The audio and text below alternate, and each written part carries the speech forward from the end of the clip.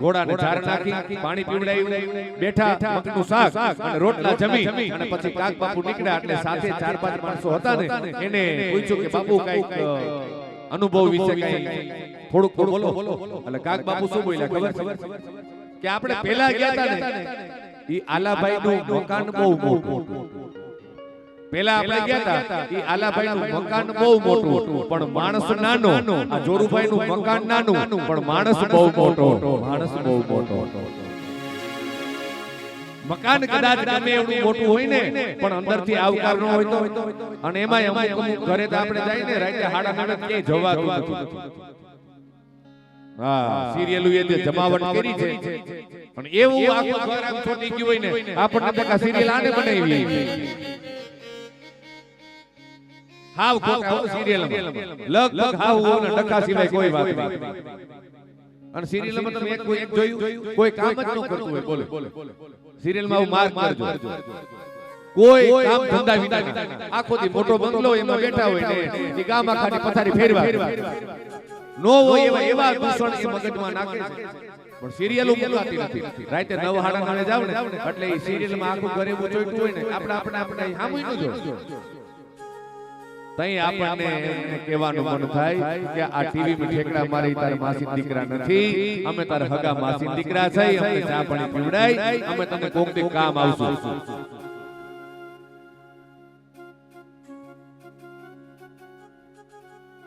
અમે ડાયા ને બીજા બધા મૂર્ખા રે અમે ડાયા ને બીજા બધા ભગવાન કૃષ્ણ કહે છે કે તમે બધા મરો એ મંજૂર છે પણ તારા જેવા પાપીનો અનાજ ખાઈને મારી સદબુદ્ધિ મરે ને એ મને મંજૂર નથી અને અહીંયા ભગવાન કૃષ્ણ નીકળી ગયા ઉદ્ધવજીને કીધું કે રથ તૈયાર કરો અને અહીંયા ઉદ્ધવજીએ કીધું કે પણ ભગવાન જમવાનું તૈયાર છે અહીંયા અને ભગવાન કૃષ્ણએ ઉદ્ધવજીને કીધું કે આ પાપીનો અનાજ આપણે જમવાનું નથી આપણો પ્રસાદ તૈયાર થઈ ચૂક્યો છે આપણે વિદુરજીને ત્યાં પ્રસાદ લેવાનો છે ચાલો રથમાં બેસી જાઓ અને ઉદ્ધવજી રથમાં બેઠા અને અહીંયા ભગવાન કૃષ્ણ કહે છે કે ચાલો ને વિદુર ઘેર જઈએ ઉદ્ધવજી ચાલો ને વિદુર ઘેર જઈએ અહીંયા વિદુર અને સુલભાજી શ્રી કૃષ્ણ શરણમ મમ શ્રી કૃષ્ણ શરણમ મમ શ્રી કૃષ્ણ શરણમ મમ મંત્ર જાપ કરે અને ભગવાનની રાહ જોવે છે રથમાં ભગવાન બેઠા રથ ચાલતો થયો અને અહીંયા ભગવાન કૃષ્ણ ઉદ્ધવને કહે કે ચાલો ને વિદુર ઘેર જઈએ ચાલો ને વિદુર ઘેર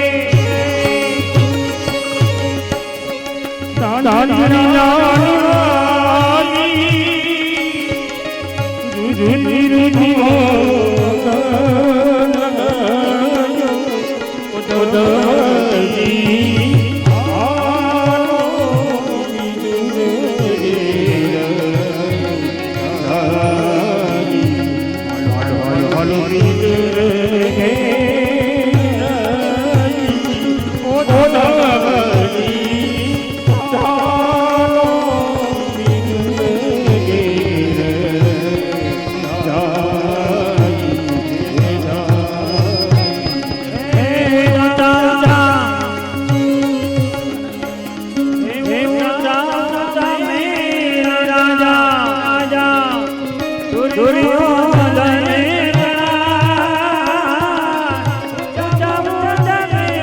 રાજા રાજા રાજા દુર્યોધને રતિભાને સોહાન પાઈ ઉદરી ચાલો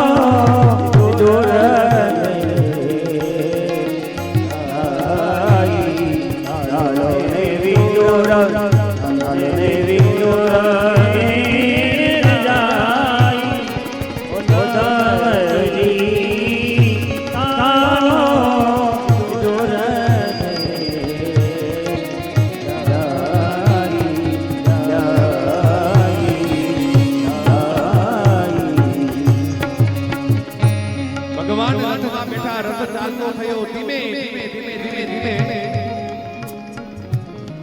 વિદુરજી ત્યાં ગંગાજીના કિનારે છત્રી બનાવીને રહે છે ત્યાં આવ્યા. દરવાજો બંધ છે. સુલભાજી સ્નાન કરવા માટે બેઠા છે અને 14 બ્રહ્માના નાથે દરવાજે ટકોરા માર્યા. કાકા દરવાજો ખોલો, કાકા દરવાજો ખોલો. અને અહીંયા સુલભાજી સ્નાન કરવા માટે બેઠા હતા અને જ્યાં કનૈયાનો અવાજ સાંભળ્યો સુલભાજી ઊભા થઈ ગયા. શરીર ઉપર એક પણ વસ્ત્ર નથી અને સુલભાજી દોડ્યા. દરવાજો ખોલ્યો અને અહીંયા ભગવાન કૃષ્ણનું દર્શન થયું ને. જીવ અને શિવ વચ્ચે માયા રૂપી જે અંતર પણ હતું ને આજ ભગવાનની કૃપાથી દૂર થઈ ગયું અને અહીંયા સુલભાજીને ઠાકોરજીના દર્શન થયા. મનની અંદર મનોરથ હતો કે ભગવાનના દર્શન થાય અને પ્રભુના દર્શન થયા એટલે ભગવાને કીધું કે જોવો કાકી દ્વારિકાની અંદર બધાય મજામાં છે. 16,108 રાણીઓ મજામાં છે, 56 કોટી યાદવો મજામાં છે, બધા આનંદમાં છે. પણ પહેલા મને ભૂખ બહુ લાગી. અમુક મહેમાન છે ને રસોડાના મહેમાન સીધા જ ભગવાન કૃષ્ણ એ રસોડામાં ગયા અને ભાજી બાફવા માટે મૂકી હતી અને એ ભાજી એ માટીનું વાસણ નીચે ઉતારે ભગવાન કૃષ્ણ અને મીડા છે ભગવાન ભાજી આરોગવા અને એમાં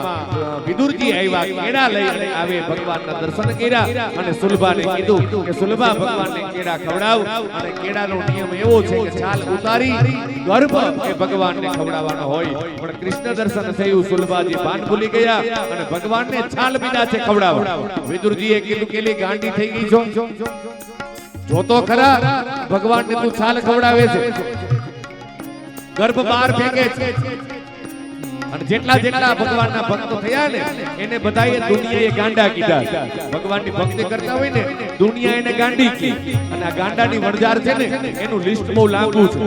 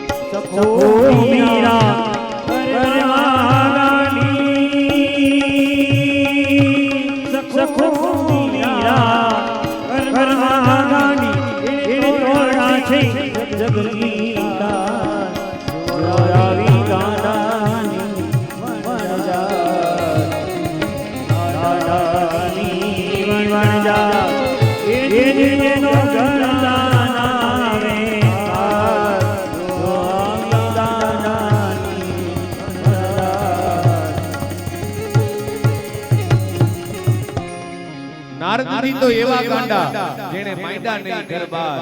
વીરપુર ગામની અંદર જલારામજી તો એવા ગાંડા કે જેને વડાવી ઘરની નાર. આ તો બધી ગાંડાની વણઝાર. દુનિયા જેને ગાંડી ગણે એ પાછો હરીને મને ઓછિયા. આ દુનિયા ભલે ગાંડી કે દુનિયાનો તો ધંધો જ આ છે. હા અહીં તમે કથાની અંદર આવો ને એટલે ગામમાં બેઠા હોય ને અમુક અમુક અદેખા ઈ હું કીધું ને આ બહુ મોટી ભગતડી થઈ ગઈ જ્યાં કથા હોય ત્યાં હોય પણ કેમાં તને કઈ વાંધો જ નતો ઘર જમવા આવી અમુક અદેખા ઈર્ષાળુ માણસનો ધંધો એ ક્યાંય હક ન લેવા એક બાપ દીકરો અને ભેગો એક ઘોડો એટલે બેય નક્કી કર્યું આમ બાર ગામ જાતા હતા એટલે બાપે દીકરાને કીધું કે બેટા તું બેહી જા તું નાનો છો ને અને હું તો હજી હાલી એટલે દીકરાને ઘોડા ઉપર બેસાડ્યો અને એમાં એક ગામ આવ્યું ઘોડા ઉપર દીકરો બેઠો તો બાપ આયલો આવે પાદરમાં 4-5 જણા બેઠા જોઈ આ નવરી બજાર બેઠી કે એમાં ઘોડો એની પર છોકરો બાપ આયલો આવે નક્કી કળજુગ આવી ગયો ભાઈ નક્કી કળજુગ આવી ગયો અને ધંધો જા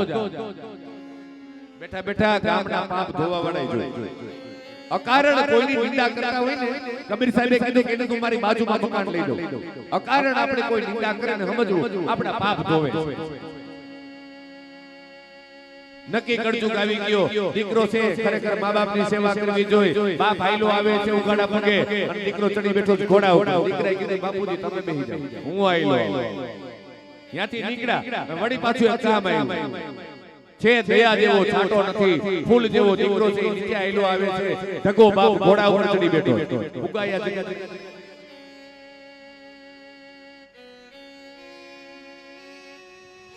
બાપ નીચે ઉતરી ગયો અને બાપ અને દીકરાએ બેય પરિયાણ કર્યું કરવું હું એક કામ કરી કે આપણે બેય બેહી બાપ દીકરો બેય બેઠા વળી પાછું ત્રીજું કામ આવ્યું નક્કી કળજુગ આવી ગયો ભાઈ દયા જેવો છાંટો નથી તાયડા જેવું ઘોડું છે બાપ દીકરો બે ચડી બેઠા ઈ કે હવે એક કામ કરી બેય નીચે ઉતરી જાય બેય નીચે ઉતરી ગયા અને ઘોડો ભેગો નીચે આયલા ચોથું કામ આવ્યું એટલે વળી પાછા 4-5 જણા પાદરમાં નવરી બજાર બેઠા હતા ને ઈ કે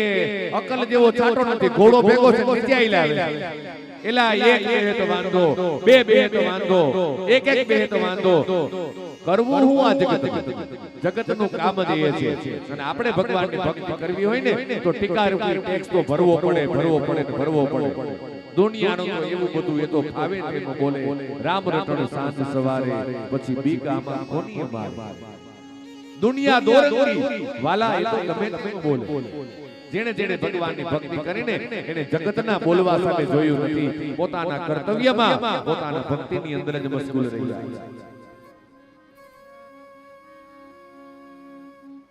વિદુરજીને પછી તો ભગવાન કૃષ્ણ કહે છે કે ચાલો કાકા તમે મારી સાથે દ્વારિકા વિદુરજી કહે છે કે પ્રભુ જળના જીવડા જળમાં જન્મે જળમાં એ મરી જાય જે માટીમાં કૃષ્ણ રમ્યા હતા એ માટીની મમતા રે કૃષ્ણ કરતા ઉદ્ધવ પ્રાણ અમારા જાય રે મારે યાત્રા કરવાની ઈચ્છા છે અને અહીંયા વિદુરજી નીકળ્યા છે યાત્રા કરવા માટે 36 વર્ષની યાત્રાનો નિયમ છે વિદુરજી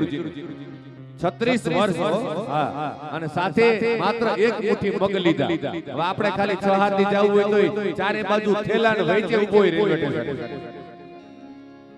આપણને એમ થાય કે બદલી થઈ કે છે હું એ કે જાત્રા કરવા જાવ છો કેટલા દી કે હાથ થેલા એ કે જોઈ હોય બધું જોઈ નો મળે લે વિદુરજીને 36 વર્ષની યાત્રા કરવી છે અને માત્ર એક મુઠ્ઠી મગ સાથે લીધા મગનું ઊંધું કરો તો ગમ ખાના વો ચીજ બડી હૈ